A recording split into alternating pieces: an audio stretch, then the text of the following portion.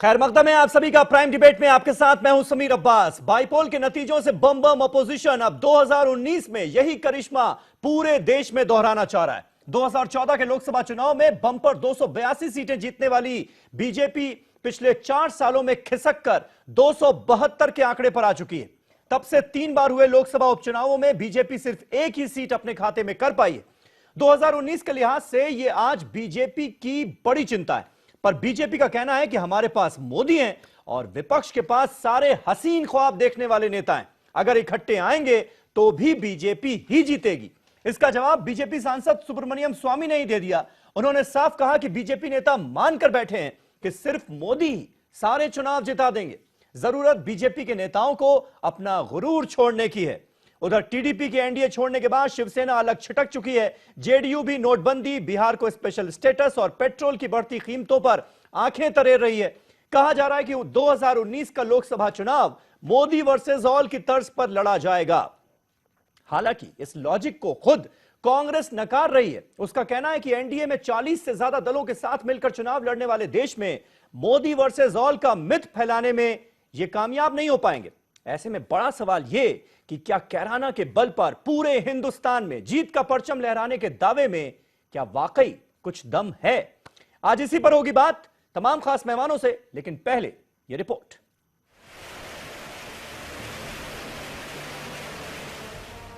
इत्तेहाद में ही ताकत है। उत्तर प्रदेश के कैराना लोकसभा जिमनी इंतखाबात में ये बात फिर सादिक आई। बीजेपी की मृगांका सिंह को मात देकर आरएलडी की तबस्सुम हसन ने बीजेपी से कैराना सीट छीन ली। उम्मीदों के सहारे आगे बढ़ने के लिए इस जीत से अपोजिशन को तक़वियत मिलेगी।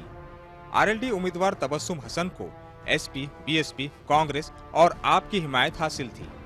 3 महीने कबल गोरखपुर और फूलपुर लोकसभा जिमनी इंतखाबात के नतायज ने बीजेपी को यही पैगाम दिया था, मगर शायद उसने इस पर तवज्जो नहीं दी, जिसकी कीमत उसे चुकानी पड़ी। बिखरे पड़े अपोजिशन को गोरखपुर और फूलपुर की जीत ने इत्तेहाद की जादुई ताकत का एहसास दिलाया। अब कैराना ने इस एहसास को मजीद तक़वियत दी है। ये झूठ और जुमलेबाज सरकार पे सच्चाई की जीत है। ये आगे चल के बहुत अच्छा है। मैं देख रही हूँ कि सब लोग जो है ना बहुत खुश और बहुत आगे चल के बहुत मजबूत अलायंस बनने जा रहा है। बीजेपी के लिए ये हार बड़ा झटका इसलिए है क्योंकि 2014 आम इंतखाबात में मगरबी उत्तर प्रदेश में इसे एक तरफा जीत हासिल हुई थी। कैराना जीत के साथ ही अपोजिशन 4 साल बाद उत्तर प्रदेश में 2 हिस्सों तक पहुंच गया है। अब अपोजिशन के पास 10 सीटें हो गई है, जबकि बीजेपी अरकान पार्लियामान की तादाद 71 से घटकर 68 रह गई है। हालांकि इंतखाबी तशहीर में पार्टी ने कोई कसर उठा नहीं रखी थी। जिमनी इंतखाबात में कारकर्दगी पर मरकजी वजीर राजनाथ सिंह का कहना है कि लंबी छलांग लगाने के लिए 2 कदम पीछे हटना पड़ता है। लंबी छलांग लगाने के लिए 2 कदम पीछे भी जाना पड़ता है। आगे लंबी छलांग लगाएंगे। लंबी छलांग लगाने के लिए 2 कदम पीछे भी जाना पड़ता है। आगे लंबी छलांग लगाएंगे। इधर बीजेपी लीडर सुब्रमण्यम स्वामी ने जिमनी इंतखाबात में मिली शिकस्त को 2019 में आम चुनाव से कबल चश्मकुशा करार दिया है। में कोई निराश होने की जरूरत नहीं है, बट ये जरूर है कि कार्यकर्ताओं में उत्साह पैदा करने के लिए जो लोकप्रिय हैं हमारे पार्टी में, उन्हीं को ज़्यादा महत्व देना चाहिए। जो जिन्होंने काम किया उनको मर्यादा देना, उनको ये नहीं कहना कि तुम 75 से ज़्यादा हो गए। अब 75 से कम लोग डायलिसिस में पहुंच गए और भाषण देते हो कि 75 से ज़्यादा होंगे तो फिर तुम्हें जैसे गौशाला में भेजने की जैसा बराबर हो गया। तो ये सारी चीज़ों को बंद कर देना चाहिए। कहना चाहिए सारे कार्यकर्ता एक है। 10 रियासतों की 4 लोकसभा और 10 असेंबली सीटों के जिमनी चुनाव में बीजेपी की कारकर्दगी उसके शायान शान नहीं रही। पोल मैनेजमेंट में ताक बीजेपी को अपोजिशन ने एक सीट पर महदूद कर दिया। इन नताइज ने अपोजिशन को बीजेपी के काबिल तस्खीर होने का एहसास कराया है, लेकिन इस एहसास को अमल में तब्दील करने के लिए अभी अपोजिशन के सामने कई चैलेंजेस है। फिर 3 रियासतों मध्य प्रदेश, राजस्थान और छत्तीसगढ़ में असेंबली इंतखाबात भी इस साल होने वाले हैं। दोनों खेमों का असली दमखम इन 3 रियासतों के असेंबली चुनाव में देखने को मिलेगा। तहम जिमनी इंतखाबात के नतायज को अपोजिशन के जीत का फॉर्मूला तस्वुर करना फिलवक्त दिल के बहलाने के अमल पर महमूल किया जा सकता है। Bureau report, news 18 Urdu.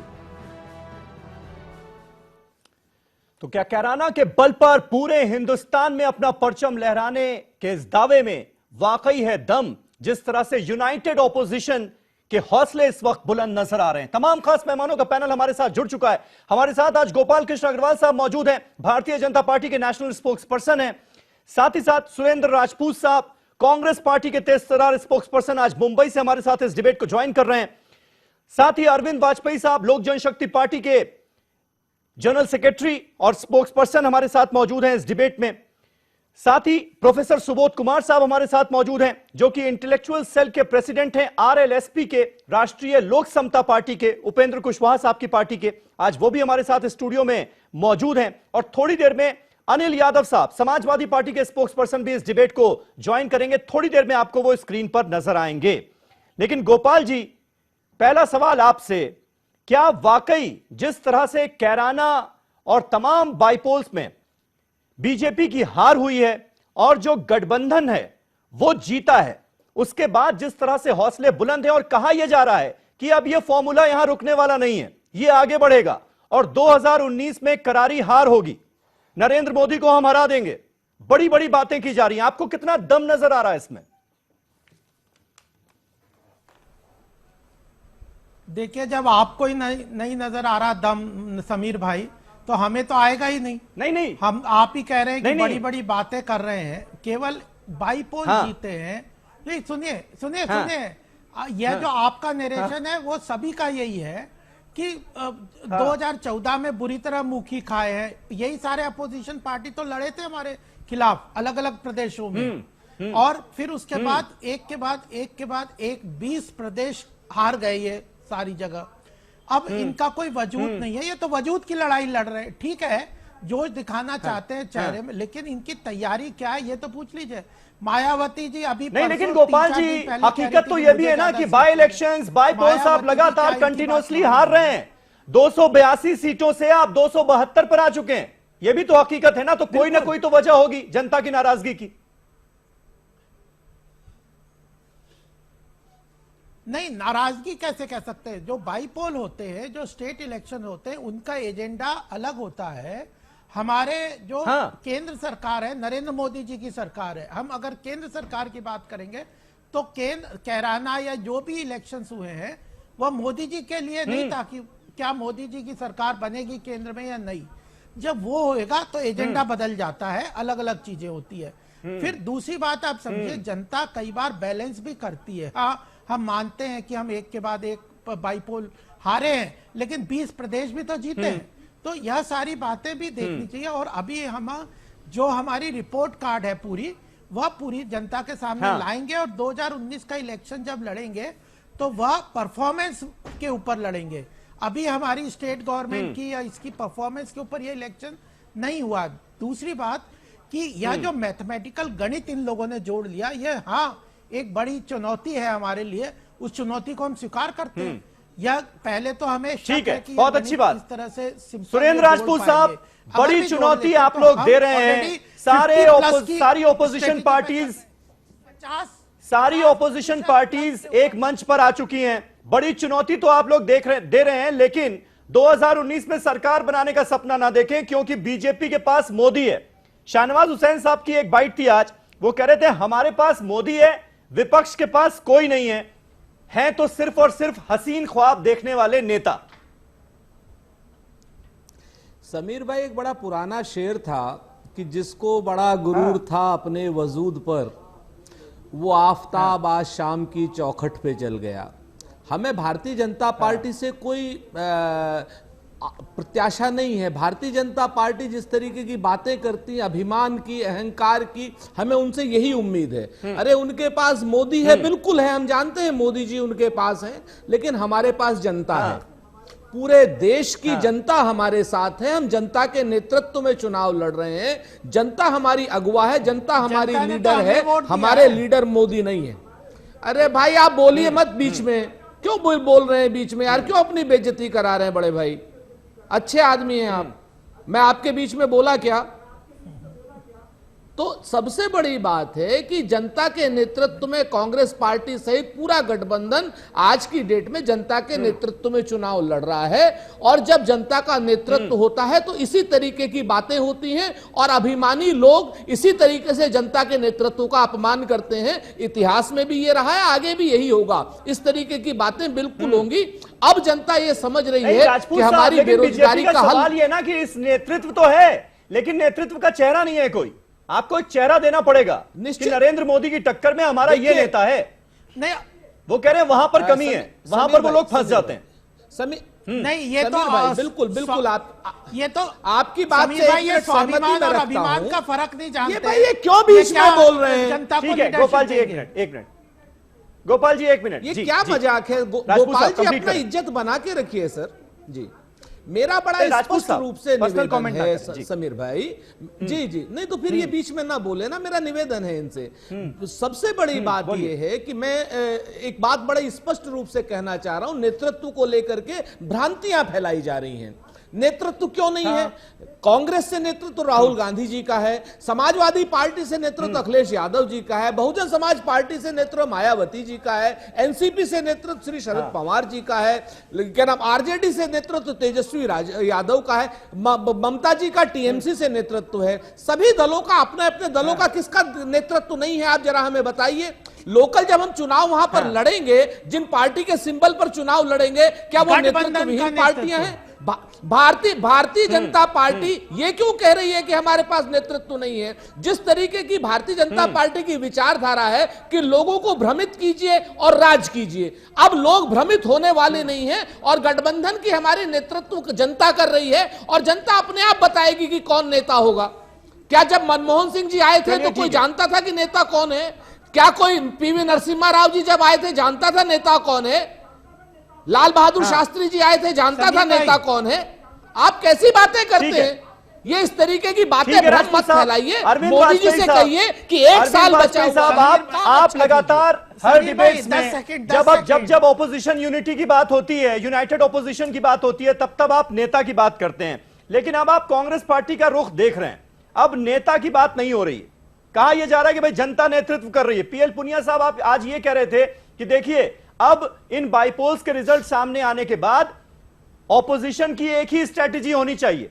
जहां बीजेपी का कैंडिडेट चुनाव लड़े अब के बाद किसी भी इलेक्शन में, वहां पर ऑपोजिशन का तमाम पार्टियों का मिलकर एक कैंडिडेट खड़ा हो और वो बीजेपी के कैंडिडेट को हराए। अब इस स्ट्रेटजी से चलना होगा। आप मानते हैं अगर ऐसा हुआ तो दिक्कत होगी? देखिए नहीं, बिल्कुल दिक्कत नहीं होने वाली है और उसका बेसिक कारण आप समझ लीजिए और जनता भी समझ रही है कि देखिए ये जो एनडीए की सरकार है, इसका 4 साल का जो काम करा है इन्होंने, जो डेवलपमेंट का एजेंडा है, देखिए अभी लड़ाई क्या होनी है, इकट्ठे हो जाएं उससे कोई फर्क पड़ने वाला नहीं है। इनका पास्ट देखा जाएगा, फ्यूचर का इनका कोई पॉजिटिव एजेंडा नहीं है। अभी इन्होंने साफ बता दिया। अरे पंडित जी आप हमारे साथी थे, आगे भी आप हमारे साथ आ जाएंगे। लेकिन प्राइम मिनिस्टर अरे अब आप दूसरों को तो अभी दूसरों को बड़ी सलाह दे रहे थे कि बीच में ना बोलो और अब आप बीच में बोल रहे हो। तो अब आप अपनी इज्जत खराब करना चाहते हो क्या? देखिए जब दूसरे को संदेश न दिया करिए, बात समझिए कि आपके पास आज भी कोई पॉजिटिव एजेंडा नहीं है। अभी आपने देखा कर्नाटक में क्या हुआ है। कर्नाटक में कांग्रेस ने घुटने टेक दिए पूरी तरीके से और उसके बाद मलाई खाने वाला मंत्रालय किसके पास रहेगा उसके लिए झगड़ा कर रहे हैं। तो क्या यही देश को संदेश जाएगा? या जनता ने आपका पहले राज देखा नहीं है? कांग्रेस को क्यों बाहर किया था? नहीं तो ये मैसेज भी करप्शन के लिए किया था। आप बताइए मोदी के खिलाफ, वाजपेयी साहब, ये मैसेज भी तो एनडीए की तरफ से गया है ना कि जहां सरकार बना ली, जिसने सरकार बना ली वो सिकंदर बन गया। तो अब कांग्रेस पार्टी ने किसी भी तरह वहां पे सरकार बना ली, बन गई सिकंदर। नहीं हमें उससे हम उसको उस पे नहीं जा रहे कि सरकार बना ली नहीं बना ली। हम ये कह रहे हैं जब देश का चुनाव होता है, जनरल इलेक्शन होता है, तो परफॉर्मेंस देखी जाती है। तो परफॉर्मेंस किसकी देखोगे? या तो पीछे जिन्होंने राज किया उनकी देखोगे या इनका फ्यूचर का कोई प्लान होगा वो देखोगे। तो ये दोनों चीजें एब्सेंसियां हैं। मोदी डिक्लेयर्ड प्राइम मिनिस्टर हैं 2019 के और उनके सामने कौन कैंडिडेट होगा ये राहुल गांधी ने खुद कह दिया है। राहुल गांधी ने कहा कि मैं प्रधानमंत्री का कैंडिडेट हूं और उनके कहने के इमीडिएट बाद जो है शरद पवार साहब का बयान आ गया, ममता बनर्जी का बयान आ गया, और अभी आपने देखा नहीं था कर्नाटक के स्टेज पे क्या हो रहा था? तो अलग अलग ग्रुप बने हुए थे, राइट साइड में अलग लोग बैठे थे, अखिलेश, मायावती, सोनिया गांधी, और लेफ्ट साइड में जो बैठे थे वो सब रीजनल पार्टीज के बैठे थे। कांग्रेस सिर्फ 150 सीट पर डायरेक्ट फाइट में होगी बीजेपी की, बाकी जगह जो है रीजनल पार्टीज फाइट करेंगी। तो ये किस चीज के सपने देख रहे हैं? जनता को पॉजिटिव एजेंडा इनको देना होगा, ठीक है, वो दे आर मिसिंग। प्रोफेसर और हमारा क्या है, हम RLSP परफॉर्मेंस जो 4 साल में जो कि एनडीए का एक घटक दल है, सहयोगी दल है एनडीए का एक और, अरविंद वाजपेयी साहब आप ही की तरह, सुबोध कुमार साहब, क्या जिस यूनाइटेड ऑपोजिशन की हम बात कर रहे हैं, यूनाइटेड ऑपोजिशन की तरफ से जो माहौल बनाया गया कि भाई बीजेपी जो है वो एंटी दलित, एंटी माइनॉरिटी पार्टी है, उसमें कहीं ना कहीं क्या कामयाब होता हुआ नजर आ रहा है क्या ऑपोजिशन, जिसका नतीजा आज ही हमारे सामने? देखिए, पहले ये जो बाईपोल का इलेक्शन का रिजल्ट हम एनालिसिस करते हैं जी, तो 2-3 चीजें इससे निकल कर आती है।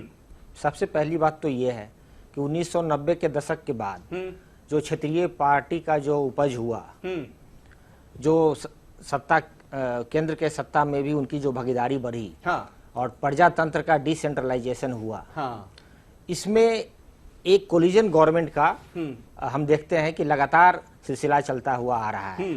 और वाजपेयी जी की जो सरकार थी उसमें कोलिजन गवर्नमेंट का कोलिजन पार्टनर्स का जो कोऑर्डिनेशन था वो बहुत ही अच्छा था, और वो कोऑर्डिनेशन हमें 2014 के नरेंद्र मोदी जी के इलेक्शन के पहले और इलेक्शन के बाद बहुत अच्छी तरीके से दिख रहा था। लेकिन जब ये बाई इलेक्शन का हम जो रिजल्ट का एनालिसिस करते हैं जी, तो ये देखने को मिलता है कि कोऑर्डिनेशन की कमी कहीं ना कहीं एनडीए पार्टनर के बीच में कोऑर्डिनेशन और इंक्लूसिव कोऑर्डिनेशन नहीं था, पॉजिटिव कोऑर्डिनेशन नहीं था, जिसके कारण से मुझे लगता है कि गोपाल जी ध्यान से सुनिएगा, एनडीए के जो सहयोगी दल हैं वो लगातार ये बात कह रहे हैं कि आपसी कोऑर्डिनेशन खत्म होता जा रहा है, जिस कारण से हमें ये रिजल्ट देखने को मिल रहा है। जैसा कि हम बिहार का जोगीहाट अररिया वाला जो हम सीट देखते हैं उसमें पाते हैं कि जेडीयू इलेक्शन लड़ रही थी, आरएलएसपी और एलजेपी सीट में दिख नहीं रही थी, पता तक नहीं था कि इलेक्शन में क्या हो रहा है। ठीक उसी प्रकार से अब कैराना वाली जो चर्चा हो रही है उसमें हम देखते हैं कि जो तबस्सुम हसन जी हैं वो एक दिन पहले तक समाजवादी पार्टी के लीडर थी, और नॉमिनेशन के बाद वो आरएलडी की हो जाती हैं और इलेक्शन जीत जाती हैं, और राष्ट्रीय अध्यक्ष अखिलेश जी समाजवादी पार्टी के वहां तक पहुंचते भी नहीं है प्रचार के लिए। कितनी अच्छी समझ से, और मायावती जी विड्रॉ करती हैं तो वहां पे वो निकाल लेती हैं सीट। ठीक उसी प्रकार से महाराष्ट्र में देखिए, कोऑर्डिनेशन की कमी के कारण शिवसेना बाहर हो गए, जिनके कारण से एक सीट वहां हमें यूज करना पड़ा।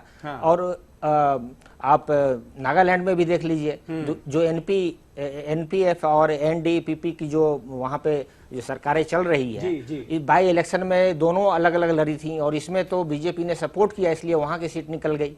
तो कोऑर्डिनेशन की कमी के कारण मुझे लगता है कि बाई इलेक्शन का ये रिजल्ट आया है, और कहीं ना कहीं मुझे लगता है कि जो क्षेत्रीय पार्टी हैं उनकी और सहभागिता अच्छे से दिखनी चाहिए सतह पे। बिल्कुल, एक तो ये हो गया। जैदी साहब, इसका फायदा आपको मिलेगा क्या? क्योंकि जो रीजनल पार्टीज का जब जिक्र हो रहा है, जो एनडीए की पार्टनर्स हैं वो नाराज नजर आ रही। पहले के जमाने में अटल बिहारी वाजपेयी की सरकार में जब जॉर्ज फर्नांडिस साहब एनडीए के कन्वेनर होते थे तो एक एकता जो नजर आती थी वो आज नहीं नजर आ रही है। इस ताक में है क्या आप लोग नहीं, हम कि उनको छिटकाकर अपने खेमे में कर लिया जाए? नहीं, हम उनकी ताक में है ही नहीं। वो गिद्ध दृष्टि लगा के बीजेपी बैठती है, हम गिद्ध दृष्टि वाले आदमी नहीं है, हम तो आत्मालोचना करने वाले आदमी। लेकिन गुजरात के बाद नफरत की जो प्रयोगशाला पश्चिमी उत्तर प्रदेश में बनाई गई थी, उसे कैराना की 2013 में मुजफ्फरनगर दंगों के दौरान, उसे कैराना की और नूरपुर की जनता ने उसे ध्वस्त कर दिया, समाप्त कर दिया। ये तो है। वहां जिन्ना का रस निकाल के किसानों ने जूस बना दिया उसका ना, और ईवीएम को भी लू लग गई। 384 और जिन्ना पर तो लोगों ने मैसेज दे दिया कि जिसको जिन्ना पर राजनीति करनी है उसको पाकिस्तान ही जाना पड़ेगा, हिंदुस्तान में नहीं हो सकती जिन्ना के नाम पर सियासत। अब ये कहते हैं कि साहब हमारे पास विकास है, विकास हम करेंगे, 2019 में हम विकास के मुद्दे में जाएंगे। जनता पूछेगी वो 4 आदर्श गांव ये बताएं 4 साल में, अभी तो 5वां साल लग रहा है, 4 आदर्श गांव ये बताएं जो इन्होंने बनाए हो कहीं पूरे हिंदुस्तान में, ये मुझे दिखा दें। वो 4 स्मार्ट सिटी ये बता दें जो इन्होंने 4 साल में डेवलप की हो।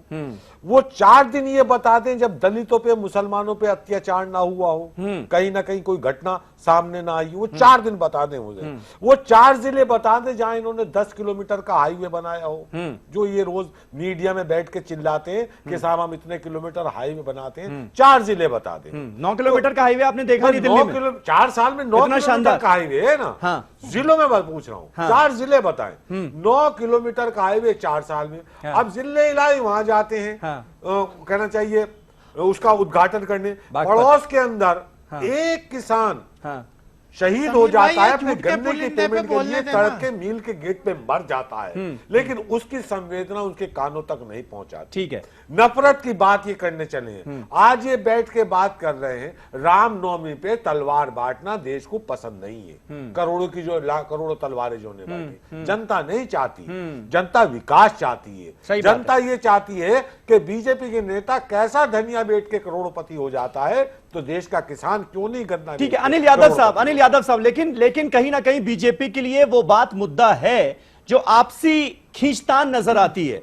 जिस तरह से मायावती का स्टेटमेंट आ गया, अभी गठबंधन हुआ है आप लोगों का, और अभी से स्टेटमेंट आने शुरू हो गया कि भाई रेस्पेक्टेबल सीट्स नहीं मिली तो फिर कुछ भी हो सकता है। हालांकि अखिलेश यादव ने उसको संभालने की कोशिश की। ये बातें कहीं ना कहीं एनर्जी दे रही हैं बीजेपी को। देखिए समीर जी, कैसे संभालेंगे 2019 में? मैं बता देता हूं। जब जितने नेता नजर आते हैं मंच पर सारे प्रधानमंत्री के उम्मीदवार।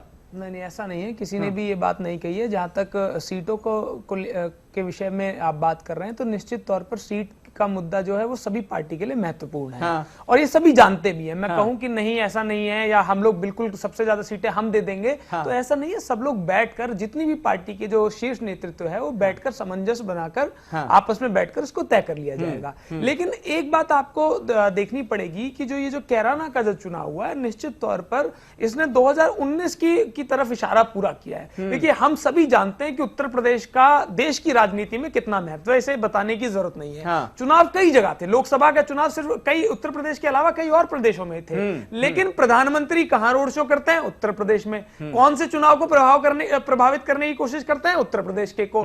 योगी जी 2 दिन वहां पर रहते हैं, कई रैलियां करते हैं, आधा कैबिनेट वहीं पे लगा हुआ था। ऐसा जो अपने सम्मान पर जो चुनाव बना रखा था वो सिर्फ कैराना का था, क्योंकि सभी जानते हैं कि उत्तर प्रदेश ही देश की दिशा तय करता है। और कैराना का चुनाव हारना इस बात को साबित करता है कि अब जो इनकी जो सांप्रदायिक राजनीति, तो वो कह रहे हैं ना कि आप लोग सारे साथ आ गए, तब भी 45,000 वोट ज्यादा ले पाए। बीजेपी अकेले लड़ रही थी, फिर भी इतने वोट लिया। बता देता हूं, देखिए जब पिछला चुनाव हुआ था, लोकसभा का पिछला चुनाव था, तो सभी दलों की अपनी अपनी वोट अगर मिला के भी देखा जाए तो भी भारतीय जनता पार्टी की ज्यादा थी। पिछली बार से 1.5 लाख के आसपास, 1.25 लाख या 1.5 लाख का कुछ आंकड़ा है, उतना वोट इनके कम हुए हैं। तो देखिए हार के बाद किसी भी तरह का बहाना तो ये लोग बना सकते हैं, लेकिन वहां पर सबसे इंपॉर्टेंट बात ये रही कि वहां किसानों ने ये कहा कि भाई हमें जिन्ना नहीं चाहिए, हमें गन्ना चाहिए। जब 807 करोड़ रुपए जब गन्ना का नहीं ऋण चुका तो उसका जवाब किसानों ने दिया है। चलिए एक छोटा सा ब्रेक यहां पर ले लेते हैं। तो क्या जो यूनाइटेड ऑपोजिशन नजर आ रहा है, ये 2019 में क्या गुल खिलाने जा रहा है? बीजेपी के माथे पर बल क्या आना लाजमी है? ये देखकर छोटा सा ब्रेक, फौरन हो रहे हैं हाजिर। तमाम खास मेहमान हमारे साथ बने हुए हैं, कहीं ना जाइएगा।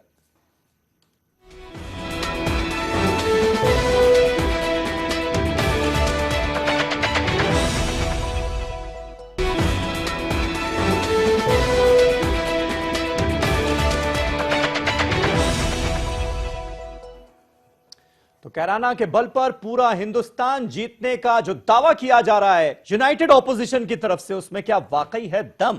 ये हमारा आज का सवाल। तमाम खास मेहमान हमारे साथ बने हुए हैं। गोपाल कृष्ण अग्रवाल साहब, ये तो आपको सोचना पड़ेगा कि आखिर आपके सहयोगी दल आपसे रूठ क्यों गए हैं, वो रूठते क्यों जा रहे हैं? क्योंकि आपके अपने ही नेता सुब्रमण्यम स्वामी साहब भी ये कह रहे हैं कि कहीं ना कहीं जो अहंकार है, गुरूर है, वो बीजेपी के नेताओं को छोड़ना पड़ेगा। और दरअसल बीजेपी ये मानकर बैठ गई है कि हमारे पास नरेंद्र मोदी है और वो सारे चुनाव हमें जिता देंगे। ये सलाह आपकी पार्टी के अंदर से ही लोग दे रहे हैं। नहीं, अगर समीर भाई नहीं, देखिए समीर भाई ऐसा होता तो बताओ, बेंगलोर में हमारे अध्यक्ष, पूरी कैबिनेट और पूरे नेता पूरा वहां पे चक्कर लगाते रहे, गांव-गांव गए, हर व्यक्ति से मिले, घूमे, हर ऊपर से लेकर नीचे तक का पार्टी का पदाधिकारी बेंगलोर गया, काम किया। त्रिपुरा में हम गए, जहां पे हम हारे, वहां पे भी हम लोग गए, कैराना में भी गए, तो यह बात नहीं है। हम पूरी तरह से संजीदगी से इलेक्शन लड़ते हैं और इसको एक मौका मानते हैं जिससे जनता हमें अगर कुछ संदेश देना चाहती तो सीखते हैं। और हमारे स्पोक्स पर्सन का पहले ही दिन, हमारे कल रिजल्ट के बाद क्या स्टेटमेंट था, हम इसमें आत्मचिंतन करेंगे। कांग्रेस की तरह तो नहीं है कि लंदन भाग जाएंगे, तो हम आत्मचिंतन करेंगे और उसके बारे में अगर किसी को नाराजगी है तो हम उसको दूर करेंगे। इवन शिवसेना का आप ले लो, देवेंद्र फडणवीस जी ने, हमारे जो अध्यक्ष जी ने, सुन लो हमारी बात सुन लो, हमारे अध्यक्ष जी ने क्या कहा कि हमारी इच्छा नहीं, अग्रवाल साहब, सवाल ये है ना कि आपके सहयोगी दल क्यों छिटक रहे हैं? सहयोगी दल आपसे क्यों नाराज हैं? अग्रवाल साहब, सवाल ये है, देखिए जेडीयू जो है वो आपको बार बार सलाह दे रही है कि भाई पेट्रोल प्राइसेस आपको कम करने पड़ेंगे, आप उनकी नहीं सुन रहे, स्पेशल स्टेटस पर आप नहीं सुन रहे, टीडीपी छिटक कर आपसे अलग हो चुकी है, शिवसेना आंखें तर रही है, वो कह रही है 2019 में आपके साथ लड़ेंगे नहीं। तो ये दिक्कत तो है ना, मानना तो पड़ेगा आपको। नहीं ये दिक्कत तो अपोजिशन के साथ नहीं है क्या? वो एक दूसरे से लड़ रहे हैं, आप खुद ही बता रहे हो, वो तो 40 पार्टियां। हम 2014 के बाद 11 नए सहयोगियों को जोड़ने में कामयाब रहे। टीडीपी गई, हम नहीं चाहते थे, बता दीजिए कौन कौन से 11 नए सहयोगी हैं वो पॉलिटिक्स के। हमारे साथ जेडीयू आई, शिवसेना, अरे सुन तो लो अनिल जी, जो जनता दल जो शिवसेना है उसको आखिर तक हम रिक्वेस्ट कर रहे हैं, भाई आप हमारे साथ रहिए। आप वो अभी 11 में से एक नाम केंद्र में हमारे साथ सरकार में है, प्रदेश में सरकार में है, पूछना तो उन्हें सही है ना। ठीक है, तो आप बताओ। ठीक है अग्रवाल साहब, लेकिन हकीकत जो है ना वो इससे अलग है। मोदी जी नाराजगी तो है, अब वो नाराजगी कैसे दूर करनी है ये तो आप ही बेहतर जानेंगे। अब इसी डिबेट में देख लीजिए, आपके दो सहयोगी दल यहाँ पर बैठे हुए हैं, आरएलएसपी की तरफ से सुबोध कुमार साहब हैं और वाजपेयी साहब बैठे हैं एलजेपी की तरफ से। अभी इनसे 4 सवाल मैं कर लूंगा, इनकी नाराजगी सामने आ जाएगी। और लगभग जो जितने भी सहयोगी दल जो रीजनल पार्टीज हैं वो आपके ऊपर ये आरोप लगा रहे हैं कि भाई अलग थलग पड़ते जा रहे हैं सहयोगी दल एनडीए के। इसकी वजह यह है कि उनकी केयर जितनी होनी चाहिए, उनकी बात जिस तरीके से सुनी जानी चाहिए वो नहीं हो रही। कहा ना, कल केसी त्यागी साहब का स्टेटमेंट सुना आपने, जेडीयू कह रही है अलग थलग पड़ गए, अभी आए हुए 7-8 महीने हुए।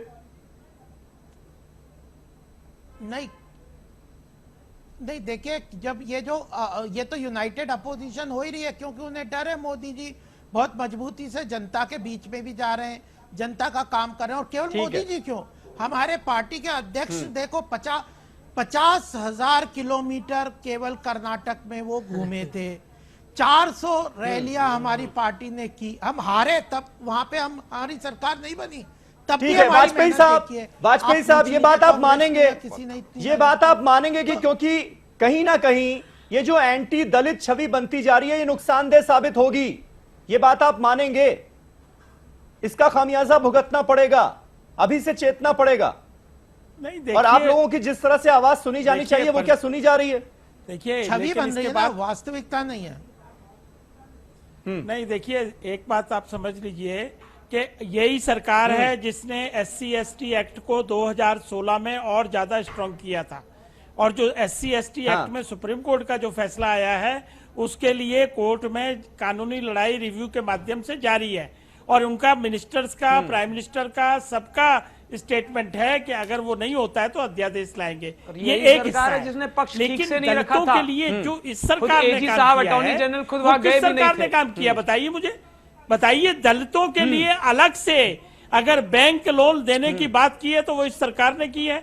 कितने करोड़ों लोगों ने बैंक लिया है। पहले चपरासी की नौकरी की तरफ ध्यान जाया करता था, लेकिन अब वो अपना छोटा मोटा कारोबार खोलता है। तो ये सब चीजें दलित प्रधानमंत्री और अभी बहुत समय है। एक बात बताइए मुझे, पहले की सरकारें क्या ये किया करती थी कि हर साल अपना अकाउंट देती थी?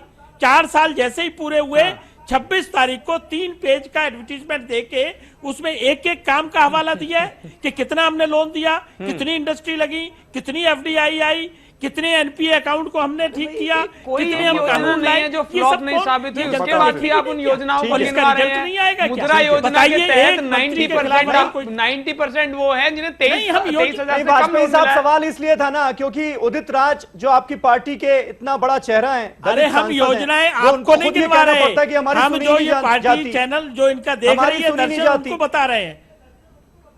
नहीं नहीं नहीं, ये ऐसा नहीं उनको है। सच बताइए ना, आप झूठ मत सारे के बताइए। सारे इकट्ठे होने के बावजूद रोज क्या करते हैं, सिर्फ क्रिटिसाइज करते हैं, सिर्फ कंडेम करते हैं, और उसके बेसिस पे उसको बैसाखी बना के आप दोबारा सत्ता में काबिज होना चाहते हैं। ठीक है, जो कि राजपूत impossible है। साहब बड़ा बिल्कुल आरोप नेक्स्ट ये टू कि इम्पॉसिबल पॉलिसी नहीं और है। उसके कई कारण हैं। क्या वो करेंगे कारण आप आप? भी जानते हो। क्या पहला विजन पेश कारण ये है करेंगे कि मोदी जी के 2019 के लिए? कौन सा वो चेहरा नहीं आप दिखता। लाएंगे? या बगैर चेहरे 2019 के में चुनाव सिर्फ लड़ेंगे? नरेंद्र बगैर चेहरे मोदी के जनता को खिलाफ क्या बताएंगे? सारी पार्टियों को या इकट्ठा हो जाना है और दूसरा नरेंद्र मोदी कारण को ये- हरा देना है, अभी ये मैसेज दिया जा रहा है। वो कह रहे हैं कोई दूसरा नीति तो कारण- है नहीं, दूसरा- पॉलिसी तो है नहीं, विजन तो है नहीं, सिर्फ नरेंद्र मोदी का विरोध। सुन लीजिए राजपूत साहब, कि आप ये जी। बिल्कुल देखिए, वाजपेयी साहब सुनिए ना, समीर भाई राजपूत साहब बिल्कुल को सुनिए, सही जी। आप बिल्कुल सही लालू कह यादव रहे का हैं। इतिहास एक है। बड़ा पुराना सा शेर था ना अदम गोंडवी का, हाँ। कि तुम्हारी फाइलों में हाँ। गांव का मौसम गुलाबी है, मगर ये आंकड़े झूठे, ये दावे किताबी हैं।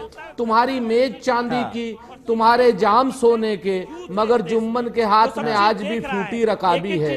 2014 से इन्होंने इतनी बड़ी बड़ी दावे और इतनी बड़ी बड़ी बातें की। अब वाजपेयी साहब को नहीं समझ में आएगा कि वो बीच में बोल रहे हैं। इतनी बड़ी बड़ी दावे, इतनी बड़ी बड़ी बातें इन्होंने की हैं, इतना झूठ, इतना जुमला, इतना सब कुछ इन्होंने किया कि आज की डेट में किसान की आत्महत्या की दर 42% बढ़ गई, बेरोजगारों की फौज 6.8% से बढ़ गई। इनका अपना एनएसएसओ का आंकड़ा प्रधानमंत्री कार्यालय का कह रहा है कि मात्र हम 11 या 12 लाख रोजगार दे पाए हैं अगेंस्ट 10 करोड़ रोजगारों के। आज की डेट में मुद्रा बैंक के लोन की सच आपके सामने आ गया है, एनपीए का सच आपके सामने आ गया, देश की फाइनेंशियल पोजीशन कैसी है वो आपके सामने आ गई है। 10 रुपए तेल बढ़ाते हैं, घटाते 1 पैसा है, वो भी आपके सामने आ गया है। सरकार चलाने की जो नीति, नियम और नैतिकता है, सारी जगहों पे भारतीय जनता पार्टी तर्कशास्त्रियों को रख करके अर्थशास्त्रियों का काम करा रही है। अरुण जेटली तर्कशास्त्री हैं, लेकिन वो अर्थशास्त्री का काम कर रहे हैं, तो देश की अर्थव्यवस्था का क्या हाल हो रहा है वो आपके सामने है। आज हमने पॉलिसी, हमने झूठ नहीं बोला, हमने नहीं कहा कि हम 10 करोड़ रोजगार देंगे, हमने कहा हम सच की राजनीति करेंगे, इंक्लूसिव विकास करेंगे, जिसमें हमारे विकास में दलित सहित, अल्पसंख्यक सहित, महिला सहित, देश का नौजवान सहित, बेरोजगार सहित, किसान सहित पूरा एक कॉम्प्रिहेंसिव देश आएगा, पूरा देश आएगा, और उस देश का कोई भी नागरिक अछूता नहीं होगा। नरेंद्र मोदी जी भी अछूते नहीं होंगे और रामविलास पासवान भी अछूते नहीं होंगे, उपेंद्र कुशवाहा जी भी अछूते नहीं होंगे। देश के विकास में हम सबके साथ की बात भी करेंगे और उनकी भूमिका भी निश्चित करेंगे और उनको भी लाभ देंगे। यहां पर प्रॉब्लम सबसे बड़ी इनकी ये है, नरेंद्र मोदी जी की और उनके जो जितने कार्यकर्ता हैं, कि वो नरेंद्र मोदी के बियॉन्ड ना सोचना चाहते हैं, ना समझना चाहते हैं, ना सीखना चाहते हैं। उनके यहां हसमुख अधिया नाम का एक शख्स है जो नोटबंदी का गलत काम करता है। उनके यहां पर जीएसटी काउंसिल रात में 12 बजे घंटा बजाती है, लेकिन बाकी लोगों की जब जरूरत पड़ती है तो मोदी जी उपलब्ध नहीं होते हैं। जब देश की मुख्य समस्याएं सामने आती हैं, जब आप कहते हैं कि कश्मीरी पंडितों को हम, विस्थापितों को हम ऐसा करेंगे, आज तक अगर एक कश्मीरी पंडित कश्मीर में वापस गया हो तो बता दीजिए। तो इन सारी चीजों को लेकर के शासन चलाना, समीर भाई, एक बड़ी जटिल प्रक्रिया है और बहुत धीमी प्रक्रिया है। हम एडमिट करते हैं इस बात को।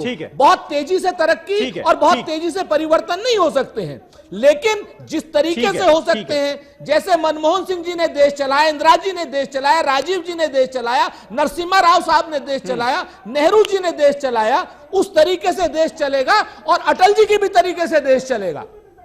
ये लोग अटल जी की और नेहरू जी की तरीके से देश नहीं चलाना, लेकिन आपको लगता है कैराना के नतीजे क्या कहते हैं? और बीजेपी क्या अपनी गलतियों को सुधारने के मूड में, उसको एक्सेप्ट करने के मूड में है? गोपाल कृष्ण अग्रवाल साहब बैठे, वो तो बहुत सीजन्ड स्पोक्स पर्सन है बीजेपी के, लेकिन आज बीजेपी के कई स्पोक्स पर्सन अलग अलग चैनलों पर ये कहते रहे कि भाई देखो वहां पर हिंदू संगठित हो गया, मुसलमान संगठित हो गया, हिंदू जो हैं वो बिखर रहे हैं, इस वजह से ये, मतलब अगर आप इस तरह से एनालाइज करेंगे तो फिर इसका क्या नतीजा निकलेगा? देखिए, तो बीजेपी तो बहुत चाहती बड़ी है बात उस तरह आपने से, हम कही। उस तरह से चाहते नहीं, लेकिन हम आत्मालोचना करते हैं। अगर इस समय विपक्ष इसी बाई इलेक्शन के अंदर विपक्षी एकता हो जाती और कांग्रेस अपनी थोड़ी हटधर्मी ना करती, तो ये जो 2 सीटें बीजेपी के हाथ लगी ना, ये भी न लगती, ये भी जीरे पे फाइट हो जाती। बहरहाल मैं उस पर नहीं जाना चाहता। अभी वाजपेयी जी कह रहे थे कि हम तो दलित आयोग हमने बनाया। अरे तुम दलित आयोग बनाते हो, दलितों को मारते हो। हम तो कह रहे हैं कि दलित प्रधानमंत्री बहुजन सरकार की बात कर रहे हैं, ये दलित आयोग पे अटक के रह गए हैं। मसला यहां नहीं है, मसला यह है कि बीजेपी चाहती है राहुल राहुल करते रहे। राहुल ने शायद नागपुर से दीक्षा लेने से मना कर दिया है, इसीलिए सोते जागते ने राहुल नजर आते हैं। और देश ये जानना चाहता है, देखिए इनकी सोच देखिए क्या है। एक बच्चा अपनी माँ के इलाज के लिए विदेश जाना चाहता है, उस पर इन्हें आपत्ति है। जाना चाहिए, इलाज कराना चाहिए। आप अपनी माँ का इलाज कराओगे जब तो भारत माँ का सम्मान करोगे, लेकिन जिले इलाई पतंग उड़ाने विदेश चले जाते हैं, उस पर कोई आपत्ति नहीं है। मसला ये 4 साल के काम गिना रहा हूं। पतंग उड़ाना पहला काम, जो जहां भी उड़ाए और विदेश में भी जाके उड़ाते हैं। दूसरा है झूला झूलना, यहां भी झूलते हैं वहां भी झूलते हैं। तीसरा है नौका विहार करना, समंदर के किनारे फोटो खिंचवाना। बस यही दिखा आपको 4 साल में? ये 4 साल में यही नजर आते हैं जिले इलाही काम। मन की बात करना। और मुझे कोई एक काम बता दो या एक देशवासियों ने देखा है 9 किलोमीटर की सड़क बनवा। समीर भाई औरों बाकी अगर कोई, मैं बार बार चैलेंज कर रहा हूं, कोई ऐसा जिला ये बताएं जहां इन्होंने 10 किलोमीटर का हाईवे बनाया, कोई जिला मुझे बता दे। 4 वो गांव बता दे, 4 शहर बता दे, नहीं बता सकते। हाँ ये बता दे, ये भ्रष्टाचार की बात करते हैं, फिर वही शुरू कर दिया। ठीक है, भ्रष्टाचार बाद में, करप्शन पे बाद में आएंगे, बाद में। अग्रवाल साहब मुझे, अग्रवाल साहब कौन बना रहा था, अग्रवाल साहब अब इतने सारे सवाल हो गए, इसलिए एक छोटा सा जवाब दे दीजिए, फिर मैं अनिल के पास जाऊंगा और सुबोध जी के पास आऊंगा। अग्रवाल साहब, मैंने जो सवाल किया था कि जो हिंदू मुस्लिम वाली सियासत है, इससे अब बाज आना होगा, क्योंकि सीधा मैसेज कैराना की जनता ने आपको दे दिया कि जिन्ना जैसा मुद्दा यहां पर नहीं चल सकता, इससे बाज आइए। अब मुजफ्फरनगर दंगों के नाम पर लोगों को नहीं बांटा जा सकता। जाटों और मुसलमानों ने किस तरह से एकता दिखाई कैराना में, ये सबने देख लिया। उसके बावजूद भी इस तरह की बात करना कि मुसलमान संगठित हो गया है, हिंदू कब होगा, ये सब बातें अब नहीं चलने वाली। ये मानेंगे आप, एक्सेप्ट करेंगे? देखिए, बिल्कुल हम मान के चल रहे हैं कि देश में विकास की राजनीति होगी और होगी, वही भारतीय जनता पार्टी का प्लस पॉइंट है। मोदी जी का पूरा लक्ष्य देश को आर्थिक विकास की तरफ तेजी से ले जाके आगे बढ़ाना है। भारतीय और वही काम भी कर रहे हैं। 4 साल का अगर हमारा फोकस देख लोगे तो वही है। समीर भाई, 10 रुपए से ज्यादा पेट्रोल महंगा हो गया है, बनती थी, सिर्फ 9 किलोमीटर की सड़क बनी है। ये फिर और आज विकास की स्थिति ये है कि 10 करोड़ रोजगार कहाँ है? 1 मिनट उनको कंप्लीट करने दीजिए ना। आप झूठ बोलेंगे तो उस पर बोला जाएगा, देने तो दीजिए। अरे राजपूत साहब, नहीं, ये झूठ नहीं, विकास की राजनीति। 1 पैसे हुआ था, देखिए ये कांग्रेस हाँ, 10 रुपए बढ़ेगा, 1 पैसे सस्ता होगा। कांग्रेस के प्रवक्ता ने 7 पैसे हुआ। सुनो अच्छा ठीक है, ठीक है, कांग्रेस अग्रवाल साहब कंप्लीट कर ले जल्दी से, वक्त जा रहा है। अपना 10 मिनट तक भाषण, हाँ,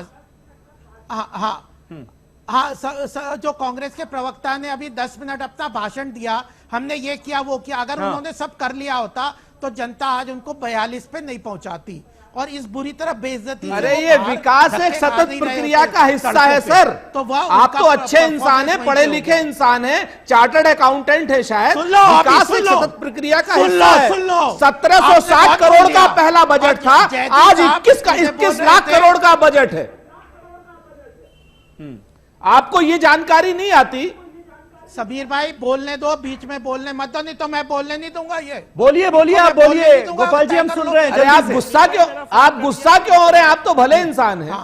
अगर ये बीच में बोलेंगे तो इनकी बदतमीजी, अरे आप बदतमीजी कर रहे हो और फिर बोलते हो, फालतू बातें करते हो, झूठ के पुलिंदे चलाते हो। गोपाल जी गुस्सा मत होइए, जनता ने इस गोपाल जी गुस्सा मत होइए, गुस्सा मत, इतना परेशान मत होइए। और एक ही हार में इतना परेशान हो गए आप? जैदी साहब, कैराना की हार में इतना परेशान हो गए आप? क्यों इतना गुस्सा हो रहे हैं भाई? आपको जो झूठ क्यों इतना गुस्सा नहीं, इतना आपा मत खोइए। अभी आगे और दिनों में आपको और परेशानी होने वाली है। 4 किलोमीटर दिखता नहीं है आपको अभी और परेशानी होने वाली है। 27 किलोमीटर में 9 किलोमीटर बनी है सर। आपको आप बोलने है ना, आप परेशान मत होइए, बेरोजगारों को रोजगार दे दीजिए। हम ये मांग करते हैं आपसे कि 10 करोड़ रोजगार आप हमें दीजिए। हम ये मांग करते हैं कि किसानों को उनकी फसल का उचित मूल्य दीजिए। हम ये मांग करते हैं आपसे कि मजदूरों को मनरेगा की मजदूरी बढ़ाइए। हमने तो आरटीआई दी, राइट टू इंफॉर्मेशन हमने दिया, राइट टू एजुकेशन हमने दिया, राइट टू फूड हमने दिया, मनरेगा हमने दिया। मेरे सवाल का जवाब वो मुझे नहीं मिला कि क्या वाकई इस गलती को एक्सेप्ट करने के लिए तैयार है क्या बीजेपी कि भाई कम से कम सोशल हार्मनी जो है वो बनी रहे और ऐसा कोई कदम, ऐसा कोई बयान ना दिया जाए जिससे सोशल हार्मनी खराब हो। देखिए, क्योंकि अरे भाई सुन लीजिए आप गोपाल साहब, ठीक है अग्रवाल साहब जी, अब दूसरों को भी मौका दे दिया जाए जी। जो इनका सांप्रदायिक पैतरा था उसे जनता ने बुरी तरह नकार दिया, तो आज इनकी मजबूरी बन गई है विकास की बात करना। कुछ नहीं होने अरे भाई अग्रवाल साहब आप सुन लीजिए, मैं आपको बहुत देर से सुन रहा था और बड़ा सम्मान करता हूं, मुझे 10 सेकंड दे दीजिए, मैं बस थोड़ी सी बात करूंगा अपनी। देखिए, जैसे जैसे इनका सांप्रदायिक पैतरा जनता नकार रही है वैसे वैसे ये विकास की बात करने लगे हैं। लेकिन हकीकत यह है कि जो ये एजेंडा है सांप्रदायिकता का, ये इनके मन में रहेगा। जैसे ही तबस्सुम हसन जीती है, तमाम तरह की सोशल मीडिया पर गलत इंफॉर्मेशन इन्होंने फैलानी शुरू कर दी है। भारतीय जनता पार्टी के जो पदाधिकारी हैं, कई पदाधिकारियों को मैं पर्सनली जानता हूं, जो उस फोटो को शेयर कर रहे हैं जिसमें लिखा गया है कि मुसलमान जीत गए, राम हार गए, जबकि ना ही उन्होंने कोई ऐसा बयान दिया है। तो ये चाहे कितनी भी विकास चल रहा है कि उन्होंने कह दिया हिंदू हार गए, राम, ऐसा कोई बयान ही नहीं है। बिल्कुल इसी तरह के कई तरीके से ये अपनी बात को फैलाने की कोशिश कर रहे हैं। लेकिन अब क्योंकि जनता ने नकार दिया तो विकास की बात तो करनी पड़ेगी। अभी आपने एक बड़ी अच्छी बात कही कि विजन क्या है विपक्ष के पास।